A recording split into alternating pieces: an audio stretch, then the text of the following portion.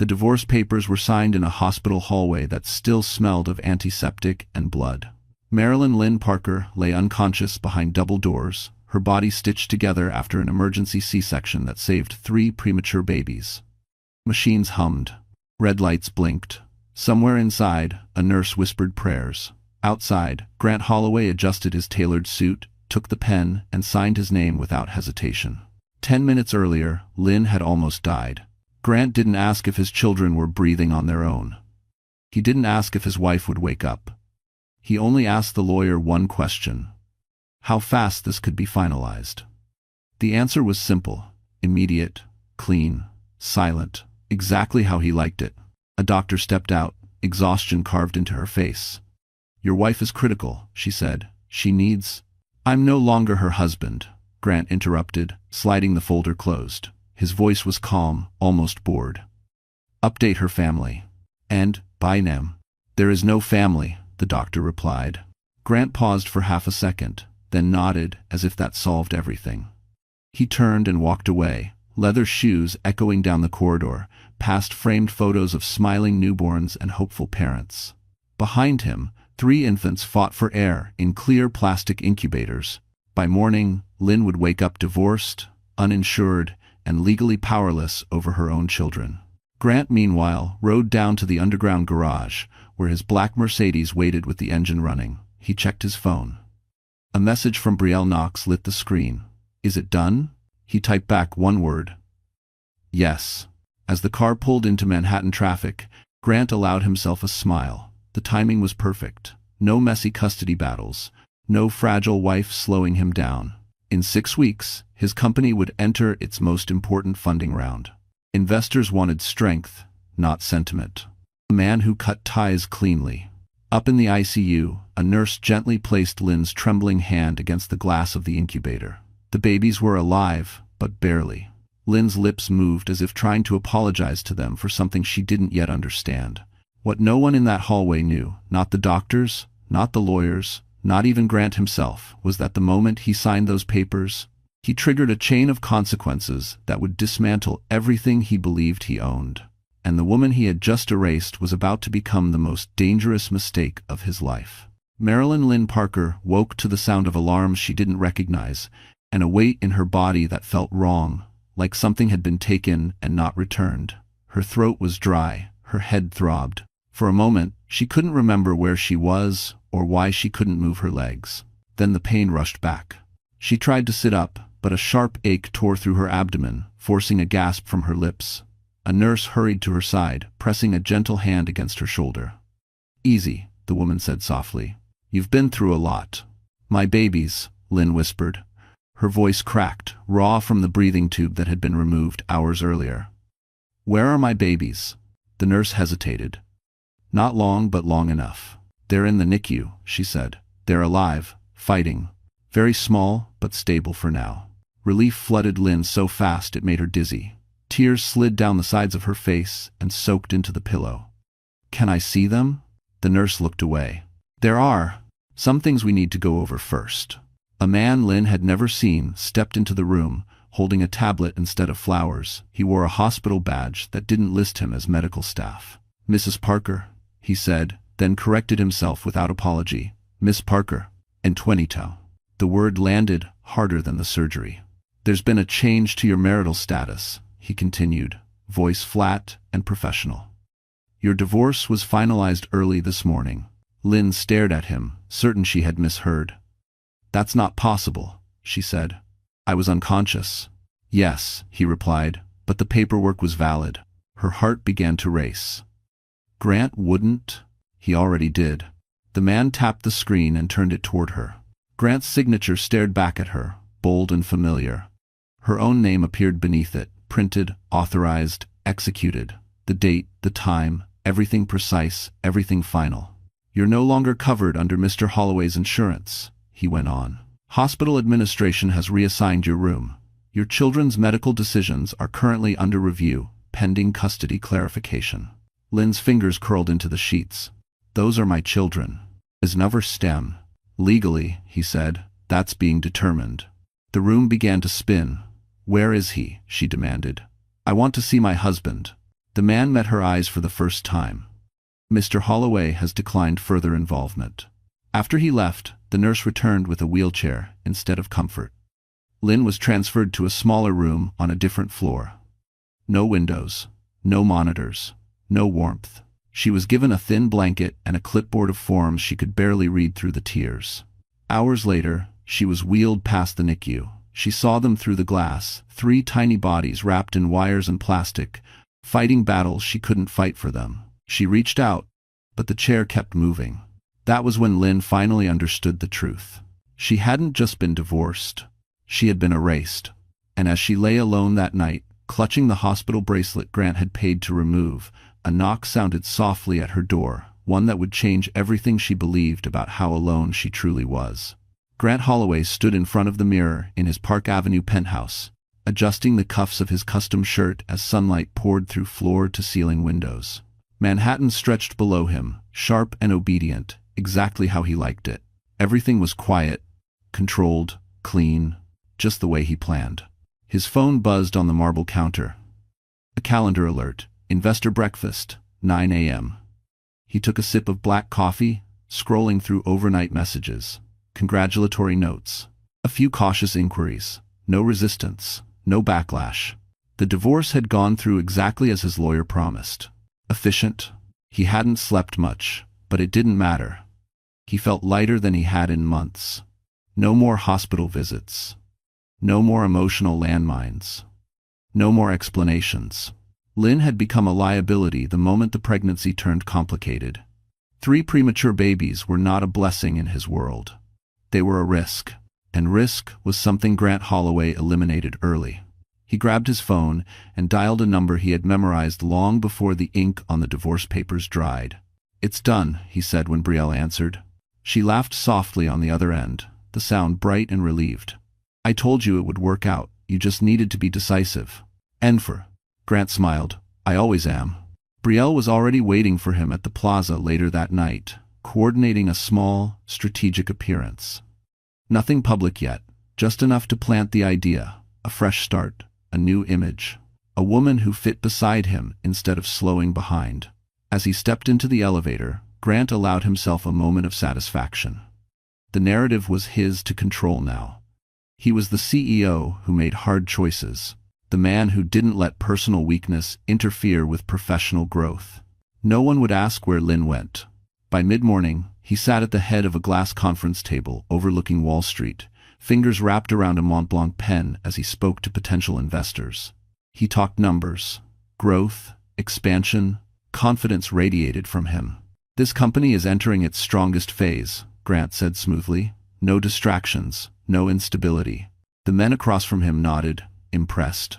Then his assistant slipped into the room and leaned close. "Sir," she whispered, "there's an issue with one of the funding channels." Grant frowned. "Which one?" "The Parker Hale Trust." The name barely registered. "We don't work with them." "Not directly," she said carefully, "but their capital influences 2 of our secondary partners. They've paused pending review." Grant leaned back, masking irritation. "That's temporary." "Yes," she replied, "but they've requested updated disclosures on personal risk exposure." Grant's jaw tightened. "I'll handle it." The meeting resumed, but something had shifted. For the first time that day, Grant felt a faint edge of unease. He pushed it away. He had lawyers, advisors, influence. This was nothing. Outside, his phone buzzed again. Unknown number. He ignored it. Up in a quiet hospital room across the city, Marilyn Lynn Parker stared at the ceiling, unaware that her name had just surfaced in rooms Grant believed she would never enter. And as Grant stood to shake hands with investors, convinced he had cut the past cleanly away, the message he ignored waited patiently on his screen. Because the system he trusted was already moving against him, and the woman he discarded had become the silent variable he could no longer control. The transfer happened without ceremony. Marilyn Lynn Parker woke from a shallow sleep to the sound of wheels rolling and voices she didn't recognize. Her chart was lifted from the foot of her bed. The ivy pole rattled as it was disconnected and reattached. No one explained anything until she asked, her voice thin and unsteady. "Where are you taking me?" A nurse avoided her eyes. "Administration orders. Thanks for watching." They moved her from the private recovery wing Grant had insisted on months earlier to a general postpartum floor on the other side of the hospital. The lighting was harsher, the walls were bare. The room smelled faintly of bleach instead of lavender sanitizer. Her new bed squeaked when she shifted, and the blanket was so thin she could feel the chill through it. Lynn stared at the ceiling, trying to understand how things had changed so fast. An hour later, a billing coordinator appeared with a practiced smile and a clipboard full of numbers. "We just need to review your coverage," she said brightly. Lynn swallowed. "My husband." The woman's fingers paused for a fraction of a second. "Your former husband terminated authorization this morning."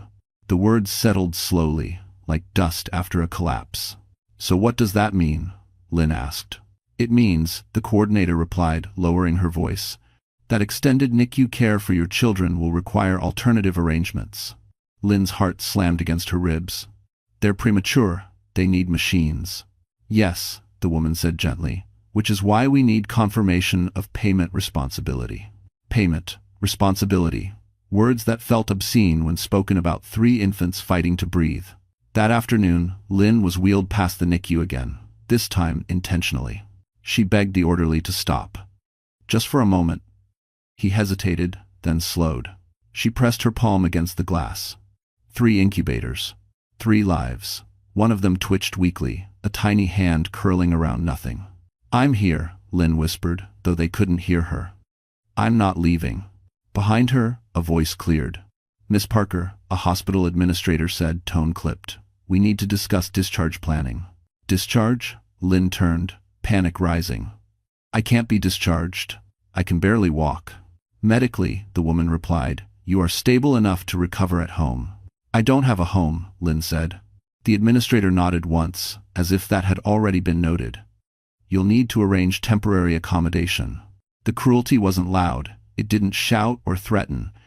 It moved through paperwork and policy, signatures and silence. By evening, Lynn's meals were downgraded. Her pain medication was reduced. Visiting privileges were restricted due to capacity. In Areshantee, she lay alone, listening to the distant cries of other newborns, wondering if her children cried the same way. Across the city, Grant Holloway signed off on the final insurance cancellation with the same efficiency he applied to quarterly reports. It wasn't personal, he told himself. It was necessary. Hospitals found solutions. People adjusted. Back in her room, Lynn stared at her phone, scrolling through unanswered messages she had sent Grant hours earlier.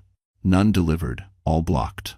Her hands trembled as she typed one final message she knew would never be read. "They need me. Please." She didn't send it.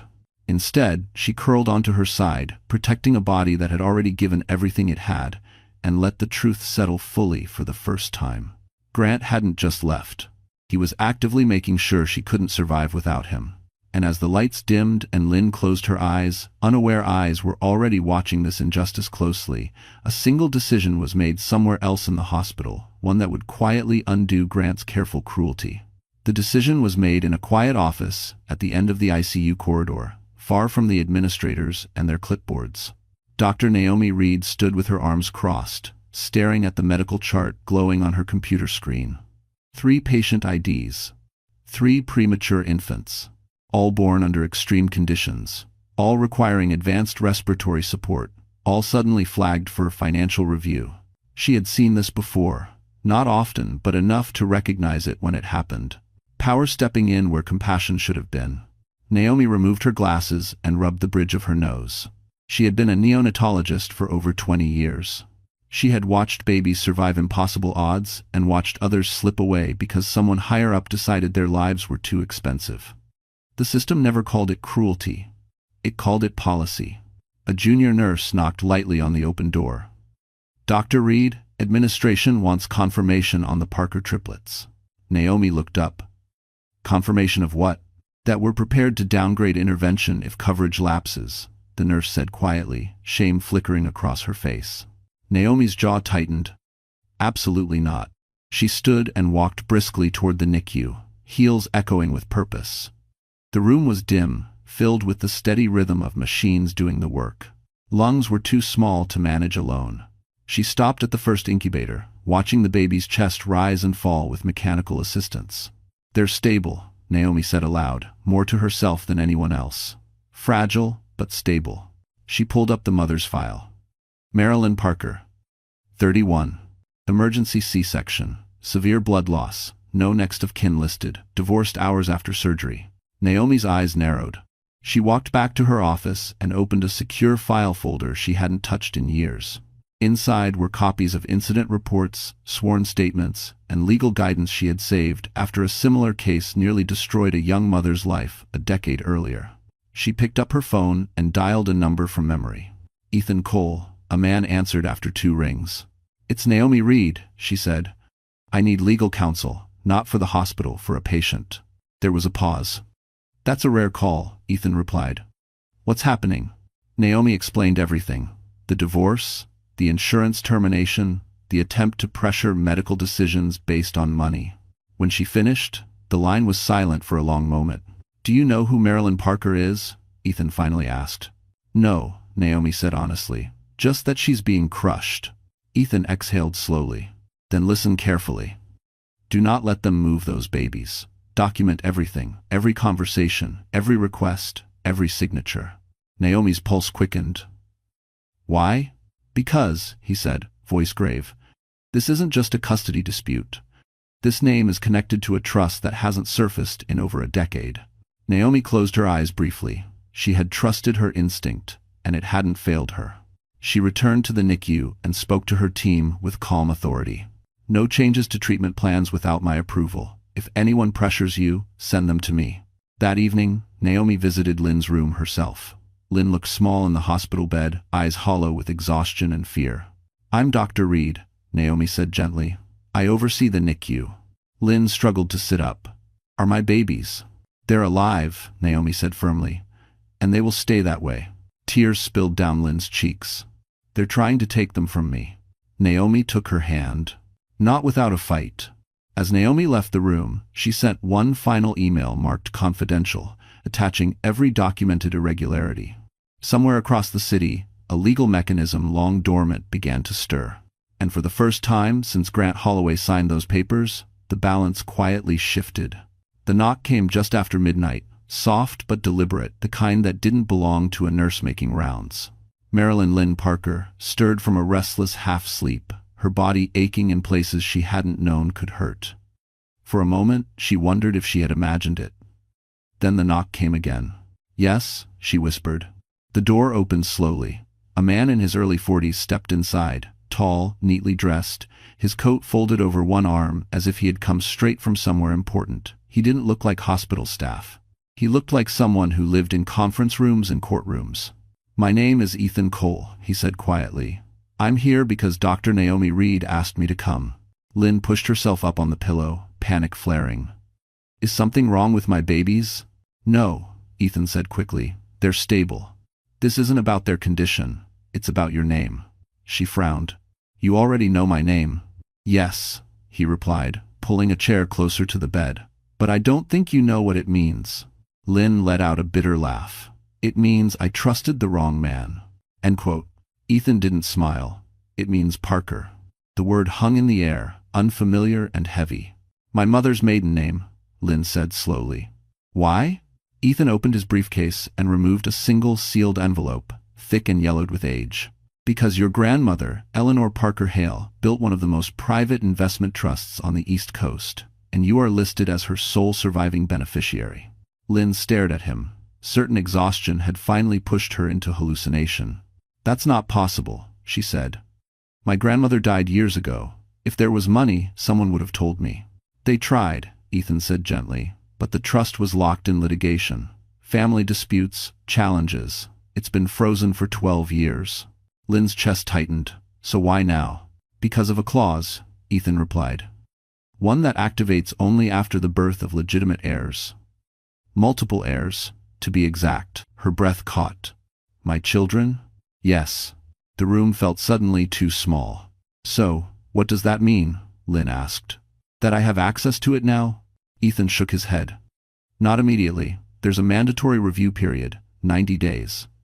Until then, the assets remain inaccessible." Hope flared, then dimmed. "So it doesn't help me," she said softly. "Not now." It helps you more than you realize, Ethan said, because from the moment that clause was triggered, you became legally protected. He leaned forward. Your ex-husband's actions, cutting insurance, interfering with medical care, are now documented as attempts to leverage financial harm against a protected beneficiary. Lynn's hands trembled. Grant didn't know any of this. No, Ethan said, and that may be his biggest mistake. Tears slid down Lynn's cheeks, this time not from despair, but from something sharp and unfamiliar. Validation. Proof that she hadn't been wrong to feel erased. So, what happens now? She asked. Ethan closed the briefcase. Now, we wait. And we make sure you and your children survive long enough to collect what was always meant to be yours. He stood, pausing at the door. One more thing. From this moment on, everything Grant does will be watched. After he left, Lynn lay back against the pillow, staring at the ceiling, her mind racing. For the first time since she woke up alone, she didn't feel invisible. Because somewhere beyond the hospital walls, a dormant empire had just recognized its rightful heir, and it was only a matter of time before the man who cast her aside realized who he had truly divorced. The 90-day review period sounded reasonable on paper. In real life, it felt like a sentence.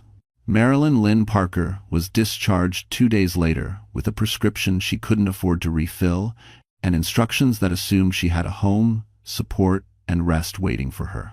None of that existed. She left the hospital in a borrowed coat, her hospital bag lighter than when she had arrived months earlier.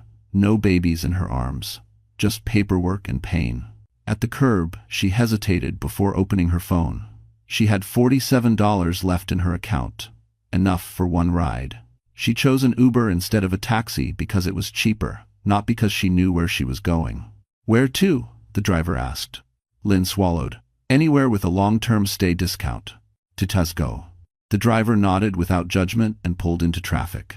The temporary studio she found was on the edge of Queens, small and quiet, with a bed that creaked and a kitchenette that barely worked. It smelled faintly of old coffee and cleaning solution. Lynn didn't care. It was a place to lie down without being told she was costing someone money. Every morning, she returned to the hospital by subway, body stiff with healing muscles and stitched skin. She stood outside the NICU glass for hours, memorizing every monitor number, every nurse's face. She learned the sound of each baby's breathing machine. One was stronger, one was slower. One frightened her every time the alarm dipped. She wasn't allowed to touch them yet. Soon, they kept saying. Grant Holloway never came. On day 5, a letter arrived at the studio, forwarded by the hospital. Official. Heavy. It informed Lynn that her former husband had filed for emergency custody review, citing maternal instability and lack of financial capacity. Her hands shook as she read it twice, then a third time. That night, she called Ethan Cole. "He's trying to take them," she said, voice breaking. "I know," Ethan replied calmly. He filed the moment he realized the trust was involved. "So he does know now," Lynn whispered. "He knows something," Ethan corrected. "But not enough. It's reshand." The next week tested her in ways surgery never had. Her pain flared without medication. Sleep came in fragments. Some days she skipped meals to save money for transportation. She learned how cold New York could feel when you were invisible. Grant, meanwhile, told anyone who asked that Lynn was unwell and refusing help. Brielle Knox appeared beside him at dinners and charity meetings, hand resting confidently on his arm. Photos surfaced online. Smiles, champagne, control. Lynn saw them once, accidentally, on a cracked phone screen while sitting alone on the subway. She didn't cry. On the 12th day, one of the babies crashed. Lynn was called in from the hallway and watched doctors move with frightening speed. She pressed her hands together so tightly her knuckles went white, whispering promises she didn't know how to keep. They stabilized the baby, barely. That night, Lynn sat on the edge of the studio bed, staring at the wall, exhaustion dragging her under. 90 days felt impossible. Her phone buzzed. A message from an unknown number. "Miss Parker, this is Julian Cross. Ethan Cole suggested we speak. I believe I can help, but not the way you expect." Lynn stared at the screen, heart pounding. Because for the first time since everything fell apart, someone wasn't offering sympathy. They were offering leverage. Marilyn Lynn Parker, didn't reply to the message right away. She sat on the edge of the narrow bed, phone glowing in her hands, rereading the name, Julian Cross. It meant nothing to her. Yet Ethan Cole wouldn't have suggested the call lightly. Ethan didn't waste favors. He didn't introduce people without reason. She typed back a single word. How? The response came almost instantly. Meet me. Tomorrow. Midtown. I'll send the address. I'm storing the tattoo. By the next afternoon, Lynn stood outside a quiet office building tucked between two glass towers near Bryant Park. No sign. No luxury logo. Just clean lines and a discreet security desk. She adjusted the borrowed coat around her shoulders and stepped inside, heart pounding harder with every step. Julian Cross rose when she entered the conference room. He was mid-40s, calm, unflashy, dressed in a simple dark suit that didn't try to impress. His eyes were observant, not curious. As if he had already read her story and was now studying the footnotes. "Miss Parker," he said, extending his hand. "Thank you for coming." Lynn shook it, then sat, folding her hands tightly in her lap. "You said you could help." "Yes," Julian replied. "But first, I need you to understand something. I'm not here to rescue you." She nodded slowly. "Good. I don't need saving." A flicker of approval crossed his face. "I know. What I offer is structure, time, and silence." End quote. He slid a folder across the table. Inside were documents, neat and precise. Temporary housing arrangements near the hospital, a modest stipend labeled as a consultancy retainer, no mention of charity, no hint of pity. "This keeps you afloat during the review period," Julian said. "It doesn't touch the trust. It doesn't alert your ex-husband. And it doesn't compromise your legal position." Lynn stared at the papers. "Why?" Julian leaned back. "Because I have a long-standing interest in Parker Hale assets. And because I don't like bullies who mistake patience for weakness." She swallowed. "Grant doesn't know you." "He doesn't need to," Julian said. "Not yet." Lynn hesitated, then asked the question that had been burning since the hospital. "What happens if the review fails?" Julian's gaze didn't waver. "It won't. But even if it did, Grant would still lose." That caught her attention. "How?" "Because," Julian said calmly, "he's already overplayed his hand. Custody threats. Financial pressure. Public narrative manipulation. Judges don't like patterns, especially when they're documented." Lynn exhaled, something loosening in her chest. "So what do you need from me?" "Nothing," Julian replied. "Except one thing. Do not react. Let him think you're exhausted. Let him believe you're cornered." She gave a small, tired smile. "I am exhausted." "Yes," Julian said gently. "But you're not cornered anymore." Over the next 2 weeks, Lynn's life shifted quietly. She moved into a small furnished apartment 10 minutes from the hospital. She ate full meals again. She was finally allowed to touch her babies, skin to skin, whispering promises against their fragile warmth. Grant filed motions. He leaked concerns. He waited for her to break. She didn't. Late one night, as Lynn sat beside the NICU, one baby's tiny fingers curled around hers for the first time. She felt it then, not hope exactly, but certainty. The ground was no longer moving beneath her. And somewhere across the city, Grant Holloway mistook her silence for surrender, never realizing that the most dangerous phase of the game had just begun. Grant Holloway noticed the silence during the 3rd week. It wasn't dramatic. No angry messages, no emotional emails, no public accusations. Marilyn Lynn Parker had vanished from his radar so completely that it unsettled him. At first, he welcomed it. Silence meant compliance. It meant she was tired, overwhelmed, folding the way people like her always did. But silence, when it lasted too long, began to feel like something else. Grant sat in his office overlooking Wall Street, scrolling through his phone while a stock ticker crawled across the screen behind his desk. His assistant hovered nearby, tablet in hand. "Still nothing from Miss Parker," she said carefully.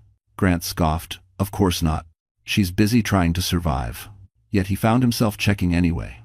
Hospital updates, court filings, nothing new. Just the same slow process, the same waiting period, 90 days. An eternity for someone used to immediate results. At a private dinner that night, Brielle Knox leaned close, her manicured hand resting on his arm. "You've been distracted lately," she murmured. "Is this about her?" Grant stiffened. "She's irrelevant."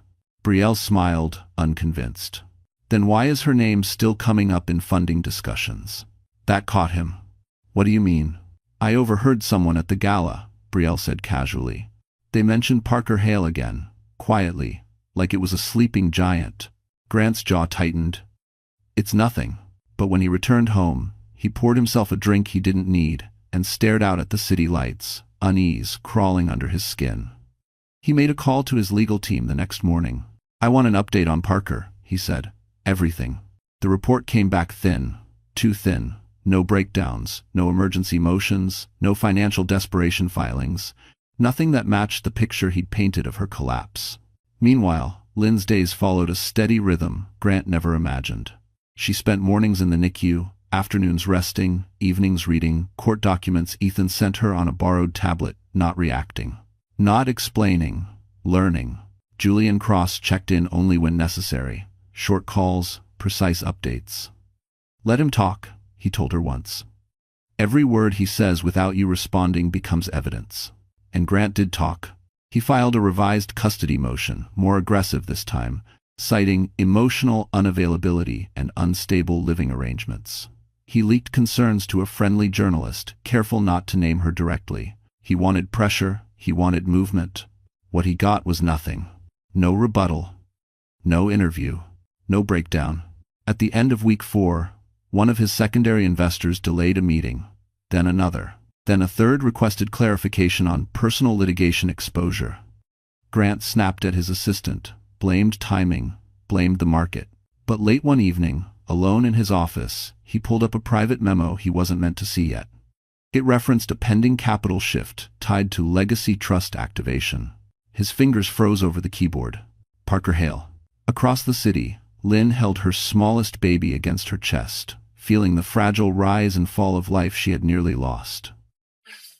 For the first time, she didn't feel afraid of the waiting, because she understood something Grant didn't. Silence wasn't weakness, silence was control. And as Grant Holloway finally began to sense the ground shifting beneath him, he made the fatal mistake of pushing harder, never realizing that every move he made was now tightening the trap around his own future. Grant Holloway decided it was time to be seen. Silence had lingered too long, and in Grant's world, visibility was power. If investors were hesitating, if whispers were circling, then the solution was simple. Appear unbothered. Appear victorious. Control the narrative before it controlled him. The charity gala at the Plaza Hotel was perfect. Crystal chandeliers, black-tie dress code. Manhattan's financial elite gathered beneath gold-trimmed ceilings, sipping champagne and pretending not to watch one another too closely. Grant arrived exactly on time. Brielle knocks at his side, her hand resting possessively on his arm as cameras flashed. She wore a sleek ivory gown, expensive and deliberate. He wore confidence like a tailored jacket. Smile, Brielle murmured. They're watching. Grant smiled. He shook hands, laughed easily, spoke about growth and innovation. He spoke about stability, about focus, about a future unburdened by distractions. When asked about his personal life, he offered a rehearsed answer. Sometimes, he said lightly, you make hard decisions to protect what you're building. The line landed exactly as intended. Nods, understanding, approval. Across the room, investors whispered, not about Lynn but about Grant's composure, his strength, his decisiveness. The man looked untouchable. Grant felt the rush settle into his bones. This was his element. This was where he won. Brielle leaned closer as they paused near the balcony overlooking Fifth Avenue. You see, she whispered, they're on your side. Grant nodded, scanning the room. Then his gaze snagged on something unexpected. Ethan Cole stood near the bar. Grant stiffened for just a moment before smoothing his expression. Ethan wasn't someone you ignored, but he also wasn't someone you challenged publicly. The man didn't belong to any one firm. He belonged to outcomes. Their eyes met briefly. Ethan gave a polite nod. Nothing more. Grant exhaled, telling himself it meant nothing. He was mid-conversation with a hedge fund partner when his phone vibrated in his pocket. He ignored it. Then it vibrated again. And again. Annoyed, Grant excused himself and stepped into a quieter corridor, checking the screen. A message from his CFO. We have a problem. Grant frowned and typed back quickly. Be specific. Thanks for watching. The reply came slower this time. One of our anchor investors has paused. They cited exposure concerns tied to a legacy trust review. Grant's stomach tightened. Which trust? 3 dots appeared. Disappeared. Then the answer. Parker Hale. The corridor suddenly felt too warm. Grant typed furiously. That's not finalized. It's inactive. So we thought, the CFO replied. But someone has influence. Enough to make people nervous. And please. Grant slipped the phone back into his pocket and forced his shoulders straight. He returned to the ballroom with a practiced smile, laughter bubbling up as if nothing had changed.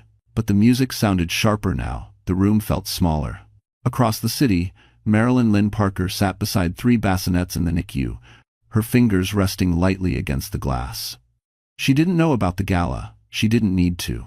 Because while Grant Holloway was busy proving his strength to the world, the foundation beneath his image had begun to crack. And this time, no amount of confidence would hold it together. The headlines never came. And that, more than anything, unsettled Grant Holloway. In the days following the gala, his name still appeared in business columns, still attached to phrases like resilient leadership and strong public confidence. But something subtle had shifted beneath the surface.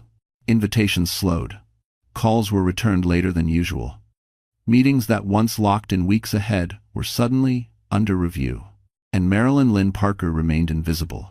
Grant sat in his office early one morning, fingers drumming against the glass desk as his assistant stood frozen across from him. I can't get a location update, she said carefully. No recent hospital filings. No new motions. She hasn't responded to anything.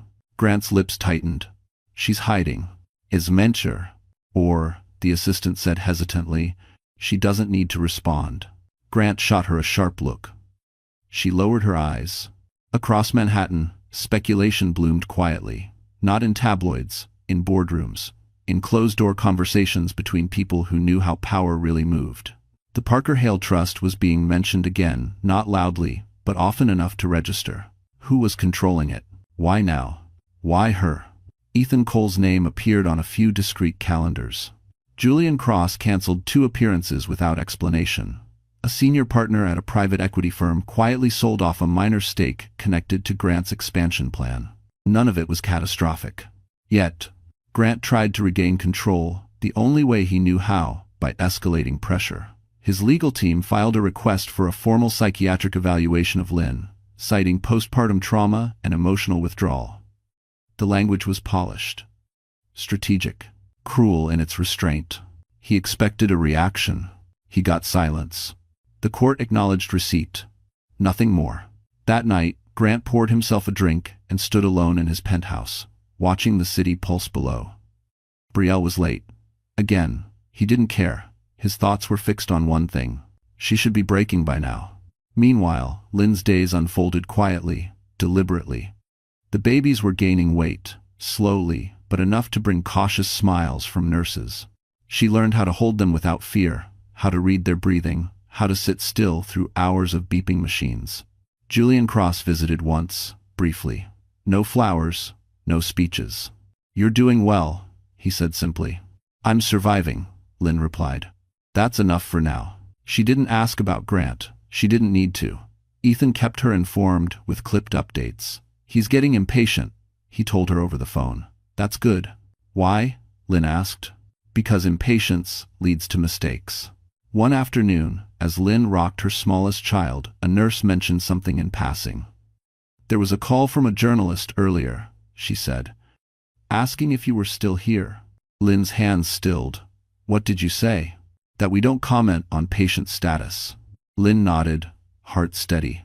Grant had wanted the world to see her fall apart. Instead, she had disappeared entirely. No photos, no statements, no spectacle.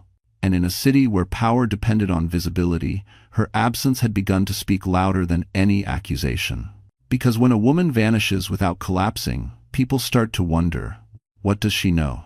Who is protecting her? What is coming next? Grant Holloway felt it in his bones, now the creeping awareness that he was no longer directing the story. He was reacting to it. And somewhere deep in the financial machinery he trusted so completely, Marilyn Lynn Parker's name was being repositioned not as a problem to manage, but as a force no one could afford to underestimate. Grant Holloway finally decided to reach out. Not publicly, not through lawyers, personally. The message arrived late in the evening, slipping through channels he believed still belonged to him. "We should talk," it read, "for the children, for closure." End quote. Lynn stared at the screen from the small kitchen table of her temporary apartment. One baby sleeping against her chest, the other two finally strong enough to remain in the NICU overnight, without alarms screaming every hour. She didn't answer right away. She forwarded the message to Ethan Cole. The reply came minutes later. "Good, he's ready." 2. The meeting was set for 3 days later. In a neutral space, Grant chose himself a private conference room in a midtown office building he frequently used for negotiations. He wanted control. Familiar ground. Lynn agreed without conditions. When she arrived, Grant was already there, standing near the window, phone in hand.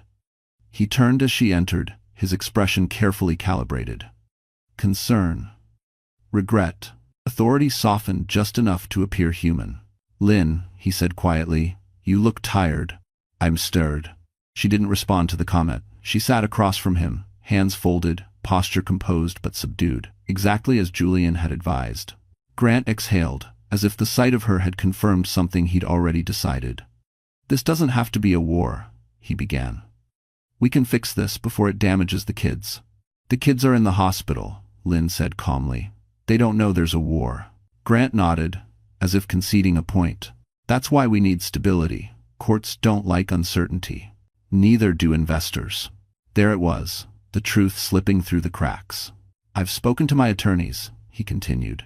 "If you agree to a cooperative arrangement, shared custody, controlled support, mutual non-disclosure, we can resolve everything quickly." He slid a folder across the table. Inside was a settlement proposal. Generous by appearances, monthly support, a housing allowance, legal fees covered.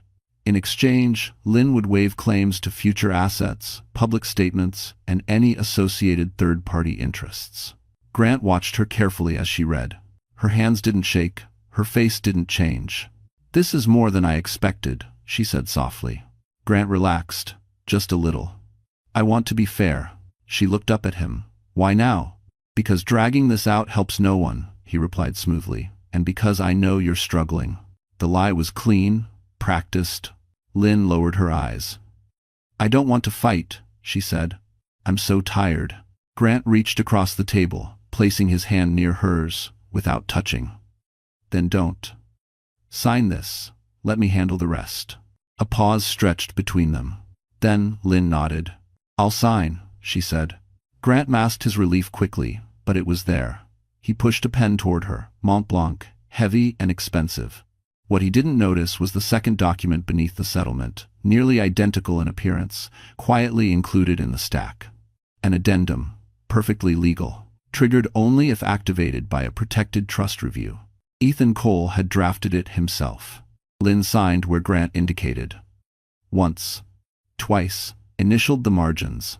Grant signed last, barely glancing at the pages. He was already winning in his mind. When it was done, he stood and extended his hand. "This is the best outcome," he said. Lynn shook his hand. "Thank you," she replied.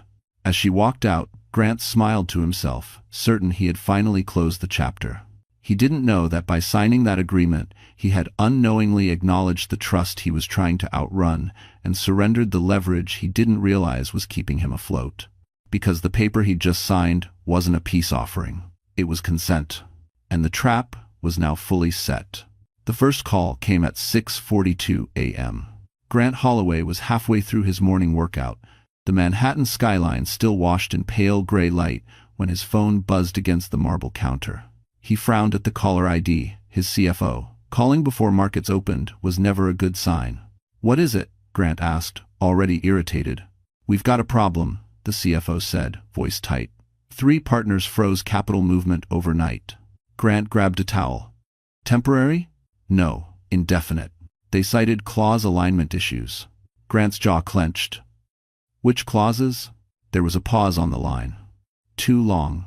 "Those tied to the amended agreement you signed last week," the CFO said carefully. "The one referencing protected beneficiary exposure." Grant felt a flicker of annoyance. That was boilerplate.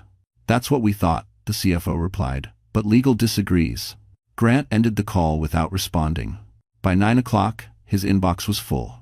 Requests for clarification, postponed meetings, a calendar once packed with certainty, now riddled with yellow alerts and tentative reschedules. Grant sat at his desk, Montblanc pen spinning between his fingers, forcing calm. He had signed hundreds of documents over the years. He didn't make mistakes like this. His assistant knocked and entered without waiting. "Legal wants to see you. Now." In the conference room, two attorneys sat with tablets open, expressions grim. A third screen displayed a highlighted paragraph from the agreement Grant had signed with Lynn. "This addendum," one lawyer began, "triggers disclosure obligations under trust-linked exposure laws." Grant leaned forward. "What trust?" The room went silent. "The Parker Hale Trust," the lawyer said. "Your signature acknowledges awareness of its activation." Grant laughed once, sharp and disbelieving. "That trust doesn't even exist anymore." "It does," the lawyer replied, "and it's active." It's a?" Grant's stomach dropped. "Since when?" "Since the birth of the triplets." The words hit him like a delayed impact. "You're saying," Grant said slowly, "that by signing that agreement, I confirmed knowledge of a trust I didn't know about?" "Yes," the lawyer said. "Which means any actions taken before or after could be interpreted as financial coercion." Grant stood abruptly. "This is insane. She doesn't have access to anything yet." "Access isn't the point," the second lawyer said. "Protection is." By midday, the ripple spread. A private equity firm requested revised disclosures. Another asked for an internal audit. Grant's upcoming funding round was quietly labeled under reassessment. Grant locked himself in his office, hands braced against the desk, breath shallow. He replayed the meeting with Lynn in his mind, her tired voice, her lowered eyes, the way she had agreed too easily. He had underestimated her. Across the city, Lynn sat in a small meeting room with Ethan Cole and Julian Cross. No celebration, no smiles. "It's moving faster than expected," Ethan said, scrolling through updates. "Your signature triggered more than we planned." Julian nodded. "He's exposed now, and he knows it." Lynn looked down at her hands. "What happens next?" Julian met her gaze. "Now he panics." As if on cue, Lynn's phone buzzed. Grant's name lit up the screen. She didn't answer. Back in his office, Grant stared at the unanswered call, anger boiling beneath a growing layer of fear.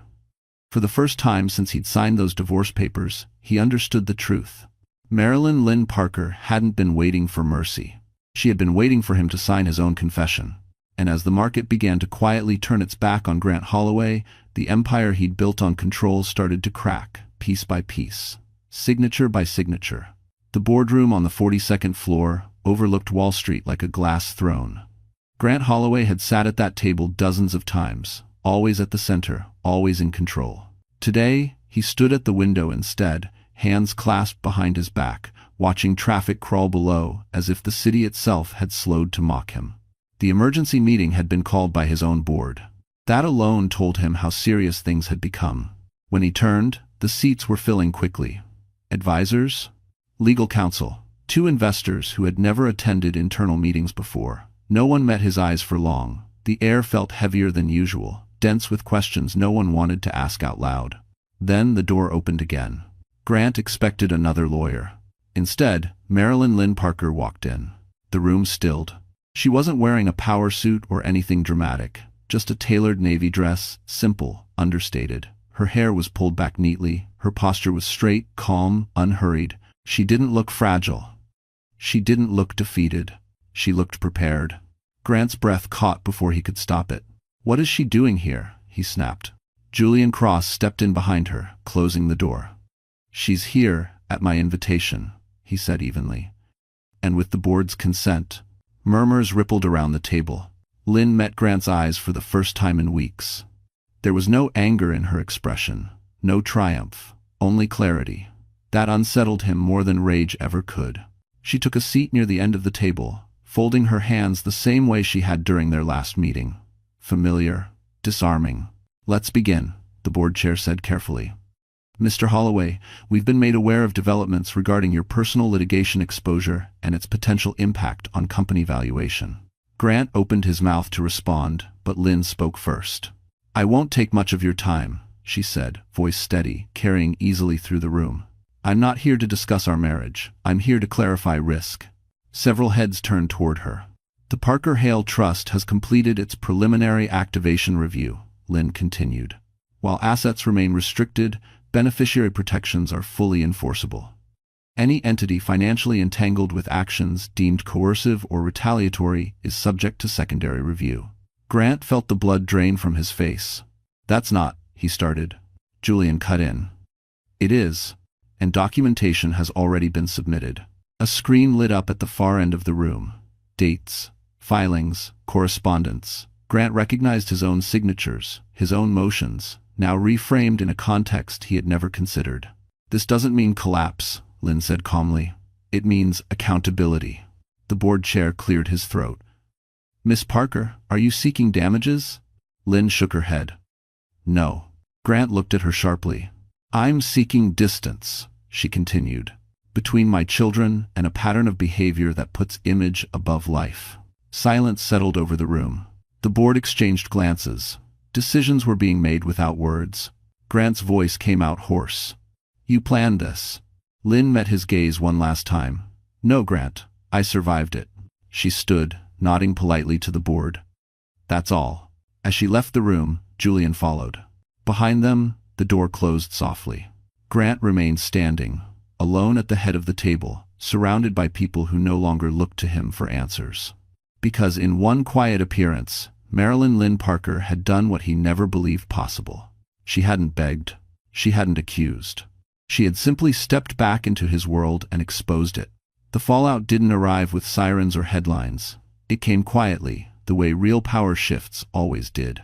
By noon, Grant Holloway's calendar was stripped bare. Meetings marked confirmed turned gray. 2 calls from investors went straight to voicemail, not unanswered, but deliberately ignored. In the glass-walled corridor outside his office, conversations stopped when he passed. People who once laughed too loudly at his jokes now avoided his eyes. At 1:17 p.m., the board chair requested his presence again. This time, Grant didn't stand at the window. He took his seat, fingers interlaced tightly on the table, jaw set in a practiced mask of control. Across from him sat the same faces, but their posture had changed. They leaned back now, evaluating, detached. We've reviewed the risk assessment, the chair began. And the external pressure. Grant nodded once. Temporary turbulence. One investor cleared his throat. It's more than turbulence. 3 funds have formally withdrawn. Grant's head snapped up. Withdrawn? Not divested, the investor clarified. Paused. Pending outcome. Grant felt something cold settle in his stomach. Outcome of what? Your leadership, another voice said. The word landed hard. Legal counsel slid a document across the table. Your actions, while not criminal, have exposed the company to reputational and regulatory vulnerability, particularly in light of the trust-related disclosures. Grant pushed the paper back. This company is me. The chair met his gaze steadily. That used to be an asset. Silence filled the room, thick and unmistakable. We're invoking the contingency clause, the chair continued. Effective immediately, the board will appoint an interim CEO while we reassess governance. Grant laughed, sharp and humorless. You're sidelining me because of a personal matter? We're protecting the company, the chair replied. From instability. The irony burned. Across town, Marilyn Lynn Parker stood in the NICU, one baby cradled against her chest, the other 2 sleeping peacefully nearby. Doctor. Reed smiled softly as she adjusted a monitor. They're doing remarkably well, she said. Lynn nodded, tears blurring her vision, not from fear this time, but relief. Her phone buzzed. Unknown number. She didn't answer. Back in the boardroom, Grant rose slowly, straightening his jacket. You're making a mistake, he said quietly. She doesn't even have access to the trust yet. Julian Cross's words echoed in the room through the board's counsel. Access isn't the point. Influence is. Thanks for watching. Grant's mouth opened, then closed. For the first time, he had nothing left to argue. By evening, the internal memo was released, carefully worded. Temporary leadership transition. Strategic realignment. The market reacted not with panic, but caution. Stock dipped, analysts hedged, confidence thinned. Grant returned to his penthouse alone. Brielle's things were gone. A single note on the counter read, "I need space. It's unimportant." He stared at the skyline, glass of untouched whiskey in his hand, realizing too late that everything he'd built depended on belief. And belief was fragile, because as Grant Holloway finally felt the weight of consequences settle in, he still didn't understand the most devastating truth of all. This wasn't the end of his punishment. It was only the beginning. Brielle Knox realized the ground had shifted the moment her invitations stopped coming. At first, she told herself it was a slow week. Manhattan moved in cycles. Gala season ebbed and flowed. But by the third unanswered text and the second canceled lunch, denial became impossible. Her calendar, once packed with rooftop cocktails, charity previews, and discreet dinners, was suddenly empty. She sat alone at a corner table in a cafe near Soho, scrolling through her phone, watching stories from women she used to stand beside. Same rooms, same chandeliers, same smiles, except she wasn't there. Her name had cooled. And in her world, that was dangerous. 2 weeks earlier, being Grant Holloway's partner had made doors open. Now it made them hesitate. Whispers followed her through rooms she was barely allowed into anymore, not loud enough to confront, just sharp enough to wound. She picked the wrong side. She overplayed it. She thought she was permanent. Brielle clenched her jaw, refusing to look shaken. She still had Grant, didn't she? She went to his penthouse that night without calling first. Let herself in with the key he'd once pressed into her palm like a promise. The apartment was dark, quiet, too quiet. Grant stood by the window, jacket off, tie loosened, staring at the city as if it had personally betrayed him. "You should have told me," Brielle said, breaking the silence. Grant didn't turn. "Told you what?" "That things were falling apart," she snapped. "I'm being iced out everywhere." Grant finally looked at her, eyes sharp and tired. "This isn't about you. It became about me the second your mess touched my reputation." She shot back. He laughed softly. "Your reputation?" Brielle's face flushed.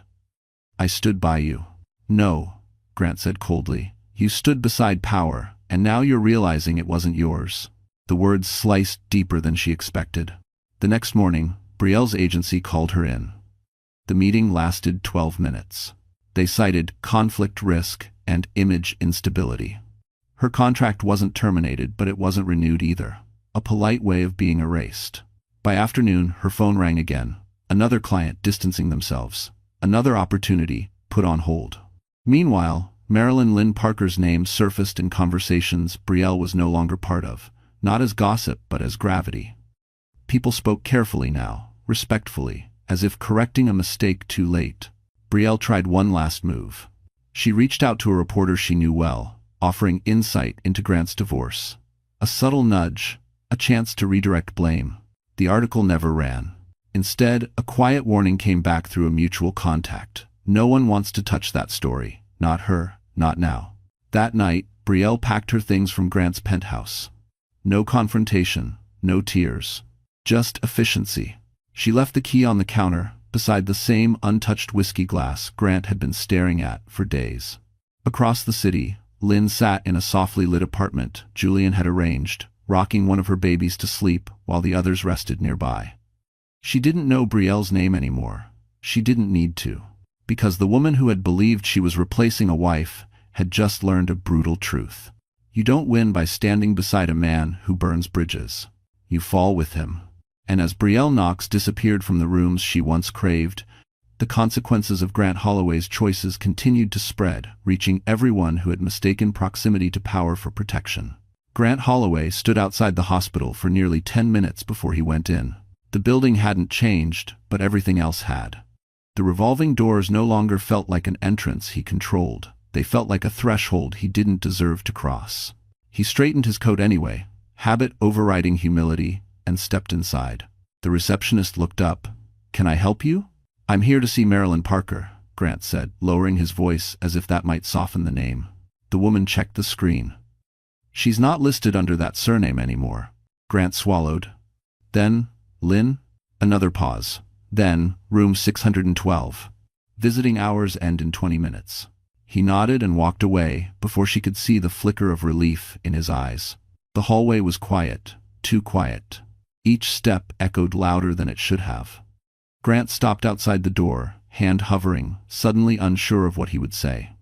Apologies had never been his strength. Neither had admitting fault. But this wasn't a negotiation. He knew that now. When he knocked, the voice that answered was calm. "Come in." Lynn sat by the window, one baby asleep in her arms, the other two resting nearby in bassinets. The light from the city washed over her gently. She looked tired but steady, grounded in a way he had never seen before. Grant closed the door behind him. "You look, well." She didn't respond to the observation. "Why are you here?" The directness caught him off guard. "I needed to see you," he said. "To talk." Lynn adjusted the baby carefully before meeting his eyes. "You had many chances to talk." He exhaled. "I didn't understand what was happening then." "No," she replied evenly. "You understood, you just didn't care." "And we're teacher." Grant flinched. "That's not fair." She tilted her head slightly. "Isn't it?" Silence stretched between them, filled only by the soft hum of a monitor.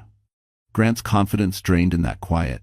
"I've lost control of the company," he said finally. "The board sidelined me. Investors pulled back.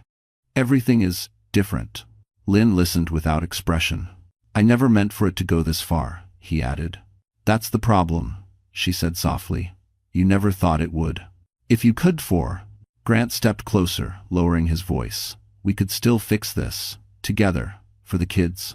The word hung there, heavy. Lynn's gaze hardened, not with anger, but resolve.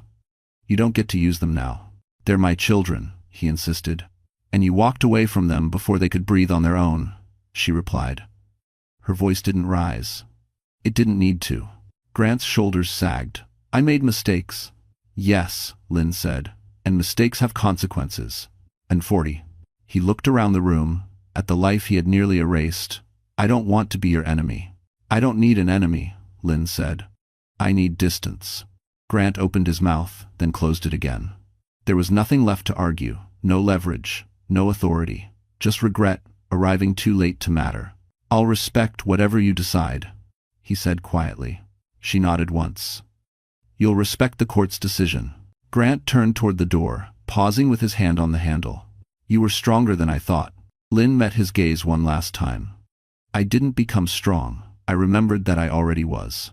Grant left without another word. Lynn looked down at the baby in her arms, breathing steadily, alive. She pressed a kiss to his forehead, heart calm for the first time in months. Because the man who had once believed he could control her life had finally returned, only to learn that she no longer needed him for anything at all.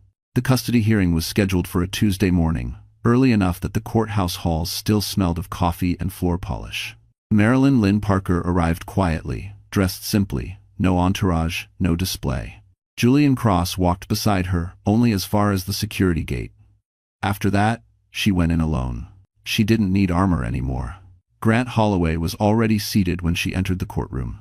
He looked thinner than before, his confidence worn down to something brittle. His lawyer leaned in, whispering reassurances that sounded more like routine than belief. When Lynn sat across the aisle, Grant glanced at her, then quickly looked away. The judge entered, a woman with tired eyes and a voice sharpened by decades of family court.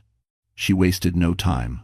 "We are here to determine custodial authority and parental responsibility concerning the Parker Holloway children," she said. "Proceed." Grant's attorney spoke first. He argued stability, resources, familiar talking points, dressed up in legal language. He referenced Lynn's medical trauma, her temporary housing, her lack of independent income. He framed concern as responsibility. When it was Lynn's turn, she stood without hesitation. "I'm not here to argue who has more money," she said. "I'm here to show who showed up." Her lawyer submitted documentation. Hospital records, time-stamped visitation logs, statements from nurses and doctors. Dr. Naomi Reed's testimony followed, measured, precise, devastating. "These infants survived because their mother was present," Dr. Reed said. "Consistently, when insurance lapsed, when support vanished, when pressure was applied, she never left." Grant's attorney objected. The judge overruled. Then came the financial evidence. Not the trust, not the assets, just the actions. Insurance cancellations, emergency motions, the timing, the pattern. Grant shifted in his seat. The judge leaned forward. "Mr. Holloway," she said, "do you dispute that you terminated medical coverage within hours of your wife's surgery?" Grant hesitated.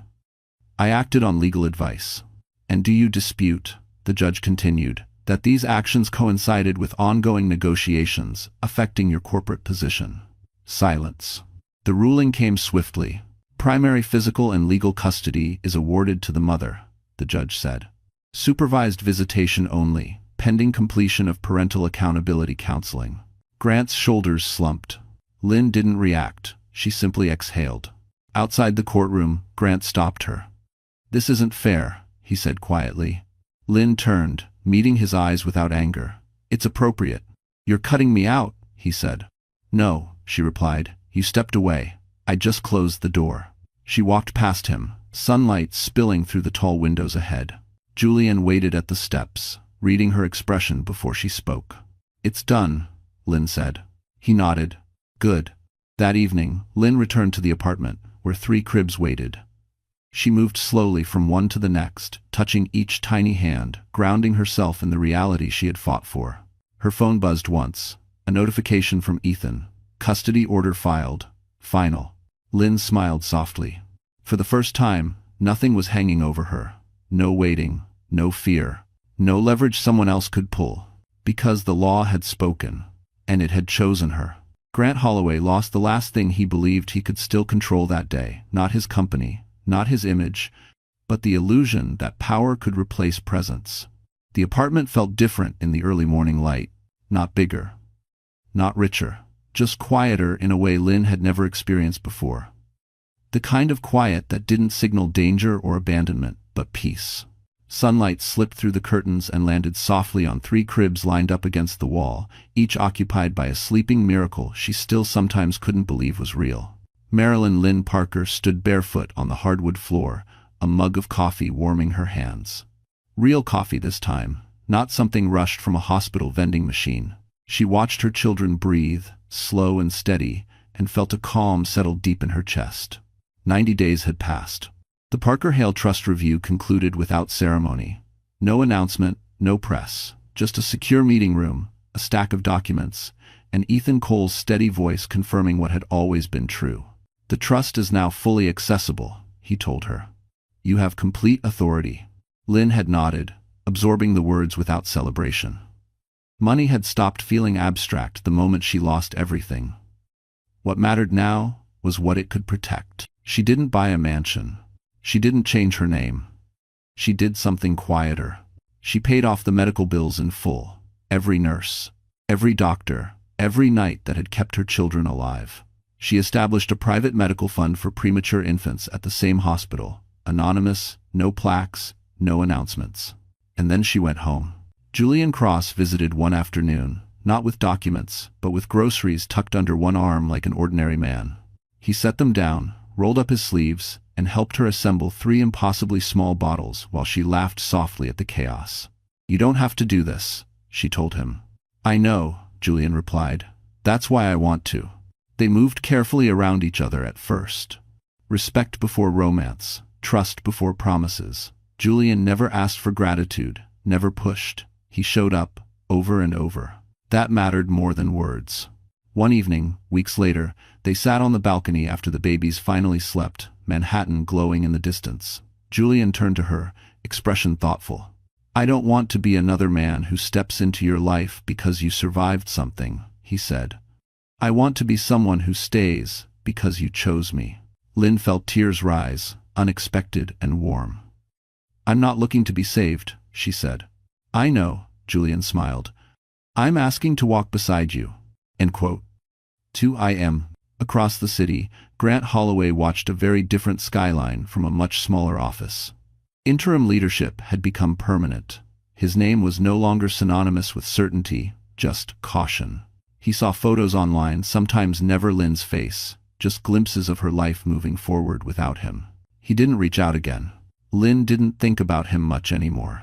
On a quiet Sunday afternoon, Julian knelt on the living room floor, 3 babies gurgling between them, and asked Lynn a question without drama or spectacle. No audience, no ring yet, just truth. "Will you build a life with me?" he asked. Lynn looked at her children. then at the man who had never tried to control her future.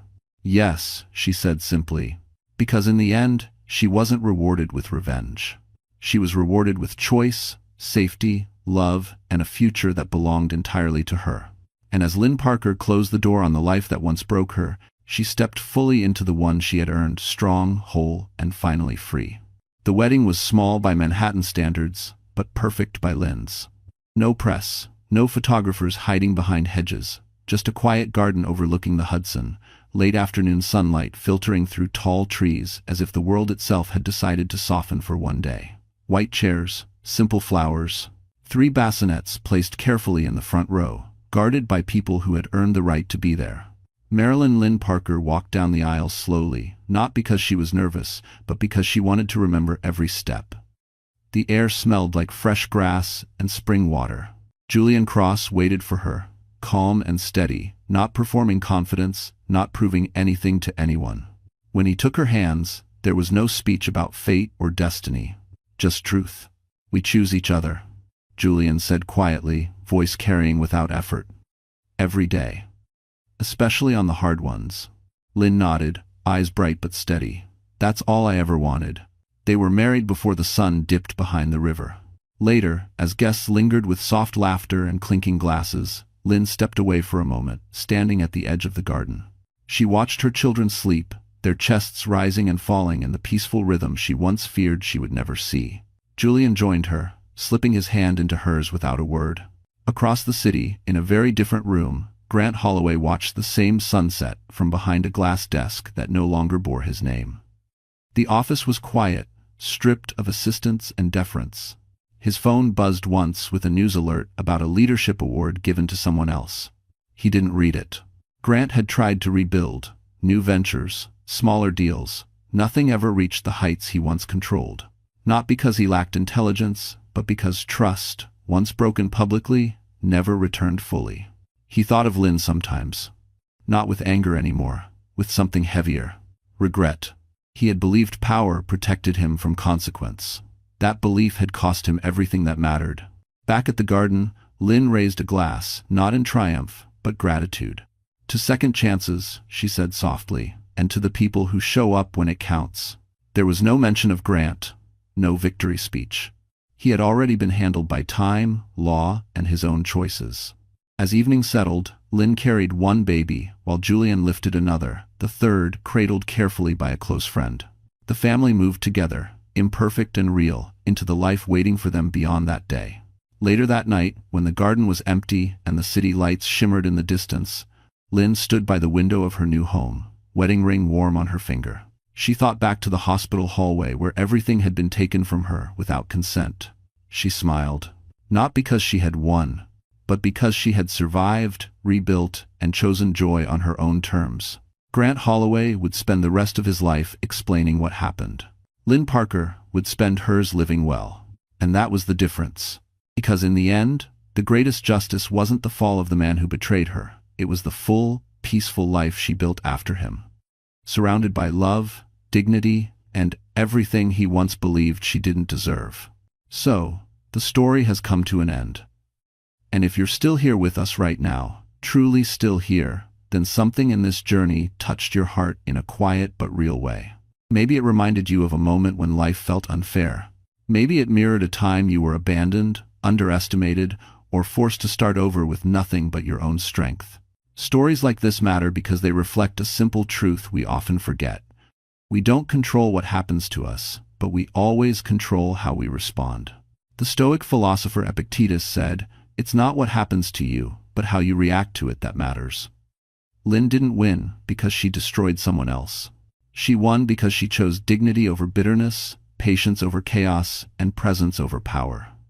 Healing, as Marcus Aurelius wrote, begins when we accept reality without resentment and act with virtue anyway. If this story resonated with you, take it as a gentle reminder that your value is not decided by who left you, hurt you, or doubted you. It's decided by how you rise, quietly and consistently. And if you felt seen or strengthened by this story, please like this video, share it with someone who might need it tonight, and subscribe to our channel. Your presence here means more than you know.